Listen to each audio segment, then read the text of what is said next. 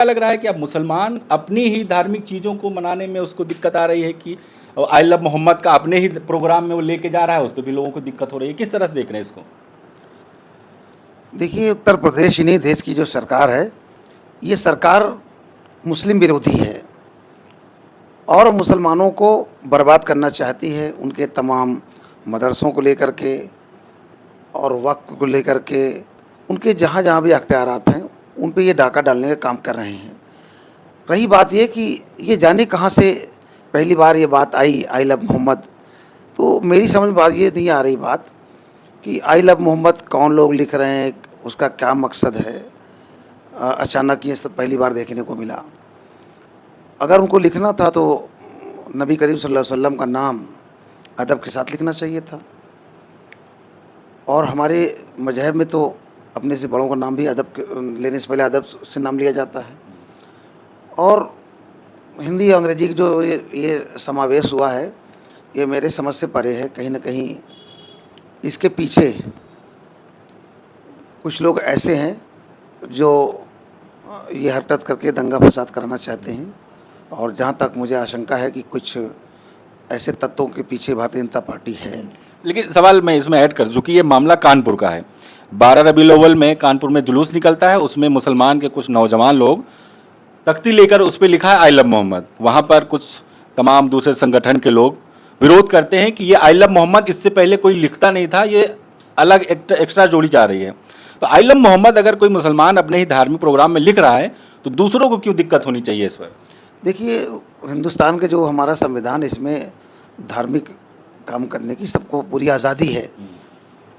लेकिन हमारे कुछ नौजवान भी ऐसे हैं जो बिना बड़ों के मशवरे के, बिना किसी प्लानिंग के, किसी मोहल्ले में, किसी शहर में कोई चीज़ तय होता है, फिर उसको वायरल किया जाता है। नबी करीम सल्लल्लाहु अलैहि वसल्लम के लिए जुलूस अभी निकाला गया और पूरे देश के अंदर निकला, फिर अचानक इन सब की ज़रूरत क्या पड़ी। और आज की इस माहौल में हमें सड़कों पर उतरने के लिए, सार्वजनिक स्थल पर जाने के लिए सरकार से परमिशन लेना चाहिए, सबसे पहली बात ये है। और हम अचानक ले करके और उतर चले, इससे क्या है कि सरकार इस इंतज़ार में है कि मुसलमान कुछ गुस्ताखी करे, हम उसके खिलाफ़ कार्रवाई करें और दंगा फसाद का माहौल बनाएं। बरेली में यही हुआ। हाँ, लेकिन ये हमारी धार्मिक आज़ादी है। अगर हम नबी पाक सल्लल्लाहु अलैहि वसल्लम का नाम हम लिख रहे हैं, पहली बात यह है कि उन्हें पूरा लिखना चाहिए, अदब के साथ लिखना चाहिए। ये उनकी गलती। केवल आई लव मोहम्मद हम क्या समझें, लोग क्या समझ रहे हैं, मतलब अंडरस्टूड है ये। लेकिन लिखा पढ़ी में जो बोर्ड है उनमें उनका नाम से पहले जो अदब एहतराम है वो होना चाहिए, तो वो नहीं हुआ। एक तो सबसे बड़ी गलती है। दूसरी बात, जो बरेली में मौलाना तौकीर रज़ा साहब ने जो अनाउंस किया कि यहाँ पर लोग जमा हो जाएं, वो मैं उसकी घोर निंदा करता हूँ। वो उन्होंने ऐलान किया और खुद भी नहीं थे उस प्रोग्राम में रहने। नहीं, तो ये तौकीर रज़ा वक्त वक्त पर इस तरीके से कट्टरपंथी की बातें करके हिंदू मुसलमान करके भारतीय जनता पार्टी को मजबूत करते रहते हैं। तौकीर रज़ा साहब हो गए, IMM के नेता सऊदी ओवैसी साहब हो गए। ये मुसलमानों के पक्ष में बोल करके देश के अंदर बिना कुछ करे हिंदू मुसलमान हो जा रहा है। तो मैं ऐसी ताकतों के मुखालिफ हूँ। देश के अंदर अमन चैन की बात होनी चाहिए। अगर आप वहाँ आपको कुछ करना था, सरकार से परमिशन लेना चाहिए था। आपने वहाँ बेचारे गरीब मजदूर किसानों और कामगार लोगों को आपने वहाँ पर उकसा करके भेज दिया। आप खुद भी नहीं गए, आखिर में उन पे लाठी डंडा चले और मुकदमे लदे। तो इसका गिरफ्तार भी किया जा रहा है। नहीं, वो भी गिरफ्तार। भाई देखिए, वो तो बड़े लोग हैं, वो तो इससे पहले कई बार उनके साथ हुआ, तो वो बच जाएंगे। उनके पास तमाम इंतजाम था। आम आदमी गिरफ्तार हो रहा है, वो उसके पास कहीं बाहर रुकने का इंतजाम नहीं है। वो कहाँ जाए, भाग करके कहाँ जाए, गिरफ्तारी हो रही, पुलिस उनके साथ बर्बरता पूर्वक पिटाई कर रही है। तो ये दंश तो उन गरीब मजदूर और हमारे मजलूमों को झेलना पड़ रहा है। वो तो चलो गिरफ्तार हो गए, जेल में चले जाएंगे, वहाँ भी उनको आराम, कोई नहीं कुछ बोलेगा। लेकिन हमारे कमज़ोर लोग, पसमानदा तबके के लोग जो है, उनको वो उकसा करके लाते हैं और इस्तेमाल करते हैं। और जब उन पर तमाम मुसीबतों का सामना करना पड़ता है कि उनकी मदद कौन करेगा, तब वो जेल में बैठ जाते हैं या खामोश होकर कहीं वो पुलिस नज़र बंद कर देती है, चले जाते हैं। क्या लग रहा है ऐसे हालात में मुसलमान के जो नौजवान हैं, जो जज्बाती में इस तरह के फैसले लेते हैं, क्या उनका इस्तेमाल कुछ उलमा हैं या फिर कुछ सियासतदान हैं, वो भी इसी फिराक में रहते हैं कि इनका इस्तेमाल किया जाएगा ऐसे मौक़ों के लिए, और सामने चाहे पुलिस हो या फिर भारतीय जनता पार्टी, उनको मौका मिल जाता है? देखिए, नौजवान का नया खून होता है और अपने मज़हब में, हमारे मज़हब में सबसे ख़ास बात ये है कि कोई भी आदमी, चाहे वो मज़बूत हो चाहे कमज़ोर हो, जहाँ मज़हब का मामला आता है वो एग्रेसिव हो जाता है। ये बात उलमाए दीन जानते हैं कि हम अपना राजनीतिक रोटियाँ, सामाजिक रोटियाँ सेकने के लिए अपने तमाम कुछ संपत्ति जो पैदा किया है उस पे कब्ज़ा करके बैठे हैं, उसको बचाए रखने के लिए ये समय समय पर नौजवानों का इस्तेमाल करते हैं। तो लग रहा है कि मुसलमानों को इससे बचना चाहिए, होश से काम लेना चाहिए, कोई चीज़ करने से पहले सोचना समझना चाहिए। क्योंकि तमाम गुजरात की कुछ वीडियो सामने आई, उत्तराखंड की आई, जहाँ पर पुलिस को बस मौके की तलाश रहती है, घर में घुसकर तोड़फोड़ करके उनको गिरफ्तार किया जा रहा है। अब उनको कोई पूछने वाला नहीं है। नहीं, यही बात तो मैं आपसे कह रहा हूँ कि ये लोग उकसा करके और उनको सड़कों पर छोड़ देते हैं, उनके खिलाफ मुकदमा लगे, वो मारे भी जाते हैं और ये दरबे में घुस जाते हैं, जाते भी नहीं मौके पर। तो मैं इनकी घोर निंदा करता हूँ और मुखालफ हूँ इस तरह मसले के कि इस देश के अंदर भाईचारा के साथ रहना चाहिए और कानून को कभी भी हाथ में मैं मुसलमान भाइयों से बार बार अपील करता हूँ कि आप हमेशा कानून के इर्द गिर्द रहें, संविधान का पूरी तरह से पालन करें और कानून के खिलाफ कोई काम ना करें और अपनी आज़ादी के लिए आप लड़ाई लड़ें, इसके लिए कोई बात नहीं है। और आपको हुजूर पाक सल्लल्लाहु अलैहि वसल्लम से अगर मोहब्बत है तो ये सड़कों पर उतर करके दिखा करके नमाज एक वक्त की नहीं पढ़ते, जुमा की भी नहीं पढ़ते, हाँ, केवल इन्हीं सब बातों में उनके अंदर जो है इस्लाम का जज्बा जागता है।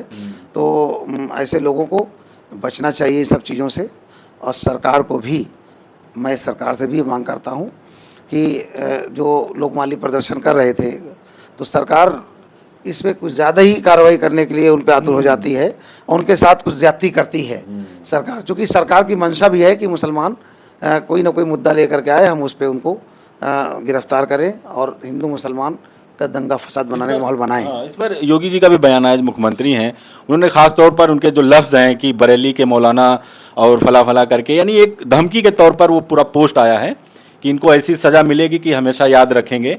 तो क्या लग रहा है कि ये डायरेक्ट अब उत्तर प्रदेश में मुसलमानों को डराया जा रहा है, धमकाया जा रहा है, खामोश किया जा रहा है? देखिए, जो योगी जी के आपराधिक इतिहास इस बात की दलील है कि उनका जो अभी आपराधिक इतिहास, इतने मुकदमे थे और शर्म की बात है, बड़े अफसोस की बात है कि एक मुख्यमंत्री अपने ऊपर सारे मुकदमे लगे खुद वापस लेता है। तो जो उनका आपराधिक इतिहास इस बात की दलील है कि वो मुख्यमंत्री रहते हुए भी अभी वो जो पुरानी हरकतों से बाज नहीं आते और इतनी खुलेआम धमकी देना, कहीं ना कहीं दंगा फसाद कराने के, दंगा भड़काने की, ये जो इतना खुल्लम खुल्ला एक पक्ष की तरफ बोलना और नफरती बातें करना, कहीं ना कहीं दंगा फसाद करा के भी अपने जो चुनाव में डैमेज कंट्रोल हो रहा है उसको, उसकी भरपाई करना चाहते हैं। अब सियासत की तरफ आए। अभी हाल ही में आज़म खान जो आपके नेता हैं, पार्टी के नेता हैं, बड़े नेता रहे हैं, बाहर आए हैं। तमाम चर्चाएं हुई मीडिया में कि शायद बसपा में जाने वाले हैं, सपा से नाराज़गी है, बन नहीं रही है। किस तरह से देख रहे हैं, क्या लग रहा है कि पार्टी छोड़ने वाले हैं? देखो, डेमोक्रेसी में अपनी बात कहने का सबको अधिकार है। रही बात आज़म खान साहब की बात, तो एक बात मैं आपको बताता चलूं कि समाजवादी पार्टी के फाउंडर बनाने वाले संस्थापक माननीय मुलायम सिंह यादव जी थे, जो मुस्लिम समाज में काफ़ी लोकप्रिय थे। उसके बाद ये लोकप्रियता माननीय अखिलेश यादव जी को हासिल हुई और आज भी वो मुस्लिम समाज के लोगों को अपने साथ जोड़ करके रखते हैं, उनकी इज्जत भी करते हैं, उनके साथ खड़े रहते हैं। तो मैं लबो-लुआब भी बताता चलूँ कि इस प्रदेश का मुसलमान अपना नेता अगर मानता है तो समाजवादी पार्टी के नेता माननीय अखिलेश यादव जी को मानता है और समाजवादी पार्टी में कोई भी मुसलमान कितने बड़े कद का हो, मुसलमान उसको अपना नेता नहीं मानता है। लेकिन एक चीज़ ये इल्ज़ाम लगता है कि मुसलमानों को दरकिनार किया जा रहा है समाजवादी पार्टी में। ये भी कहा गया कि आज़म खान की फैमिली को साथ नहीं दिया गया, उनका कोई हाल लेने वाला नहीं था। तो मुसलमान का वोट चाहिए लेकिन मुसलमानों के लिए बोल नहीं रहे वो। अगर माननीय आज़म खान साहब मुसलमानों के लिए बहुत ज़्यादा काम किए होते, जौहर विश्वविद्यालय छोड़ के जो उनकी अपनी खुद की मिल्कियत के रूप में है, उसको छोड़ करके अगर मुसलमानों के पक्ष में काम किए होते तो निश्चित तौर से उनके ऊपर इतना बड़ा इल्ज़ाम लगा, इतने मुकदमे लदे, उनके पूरे परिवार को जेल में डाला गया, लेकिन एक भी मुसलमान सड़कों पे नहीं उतरा। ये तो आज़म खान साहब को सोचना पड़ेगा कि मुसलमान हमारे लिए सड़कों पर क्यों नहीं उतरा। सवाल ये भी ना कि पार्टी क्यों नहीं उतरी, इतना नहीं, पार्टी ने, माननीय अखिलेश यादव जी ने इस बात की बार बार निंदा की है और उनकी गिरफ्तारी पर, उन पर लगे केस, झूठे केसों पर उन्होंने फोकस किया और बार बार कहा कि ये जालिम सरकार है, मुकदमा लगा सकती है, लेकिन जो मुकदमे लगे मैं अपनी सरकार जब मेरी बनेगी तो मैं वापस लूँगा। ऐसा नहीं कि पार्टी खड़ी थी, उनके साथ में पार्टी के कार्यकर्ता लोग खड़े थे, लोग मिलने भी जा रहे थे, पार्टी खड़ी थी। आप ये ना कहिए, इल्ज़ाम लगाइए कि पार्टी उनके साथ नहीं थी। ये डिपेंड करता है कि वो पार्टी के किन कार्यकर्ता के साथ उनका व्यवहार कैसे था। हालांकि वो तो हमेशा इनकार करते हैं कि हम इसी में रहेंगे, कोई ऐसा बयान भी नहीं दिया है। लेकिन इसका सीधा मैसेज जो चर्चा हो रही है कि मुसलमान का वोट चाहिए पार्टियों को, जो भी अपने आप को सेकुलर पार्टियां कहती हैं। आप जो एक तंजीम चला रहे हैं पसमानदा मुस्लिम समाज को लेकर, क्या लग रहा है मुसलमान की स्थिति इस वक्त क्या है सियासत में? किधर जाए जहां पर उनकी आवाज़ उठाई जाए? क्योंकि साफ तौर पर देखा जा रहा है कि भारतीय जनता पार्टी सीधा टारगेट कर रही है नाम के साथ, किस तरह से लिंचिंग भी किया जा रहा है, भड़काऊ भाषण भी दिया जा रहा है, कुछ नहीं होता है। तो मुसलमान करे क्या इस वक्त जो है हालात जो चल रहे हैं? देखिए, मैं तो मुस्लिम समाज के लोगों से ये अपील करना चाहूँगा, इस जुल्मी सरकार के दंश से बचने के लिए हमको अपने आप को भी थोड़ा सा ठीक करना पड़ेगा। अननेसेसरी की बातों में, भड़काऊ बातों में, उससे हमें परहेज़ करना पड़ेगा। हमको आगे बढ़ने के लिए बाधा ज़रूर डालेंगे। हमें उनके उस बैरियर को पार करने के लिए हमें कुछ बातें को नज़रअंदाज करके हमको अपनी मंजिल तय करना है। हमारे नौजवानों को यही चाहिए कि वो इन सब बातों में ना फंसे और अपनी मंजिल तय करें, पढ़े लिखें और इस देश को मजबूत बनाने में अपनी योगदान दें। 27 की तैयारी चल रही है। देखिए, ये तय हो गया है कि देश के अंदर भारतीय जनता पार्टी के खिलाफ जनादेश है, मैंडेट उनके पक्ष में नहीं है। और 2024 के लोकसभा ने तय कर दिया कि इतना चुनाव आयोग का इस्तेमाल किया, इन्होंने सरकारी मशीनरी का इस्तेमाल किया, इन्होंने अपने कार्यकर्ताओं को प्रलोभन दे करके उनको इस्तेमाल करके वोट हासिल किए, इन्होंने कर्मचारियों को भी चिन्हित करके उनसे लाभ उठाया, उसके एवज में उनको इनाम दिया। तो ये जोड़ तोड़ और बेईमानी फरेब के दम पे जो सरकार बन चुकी थी, बनी है। और सरकार से बनने के बाद एक तो इन्होंने वोट चोरी, फरेब से कुछ वोट हासिल किए, और सरकार बन भी गई फरेब करके, तो इन्होंने जो जनता से वादा किया था, जनता के वादे पूरे नहीं किए। तो कहीं ना कहीं 12 साल का समय बीत गया।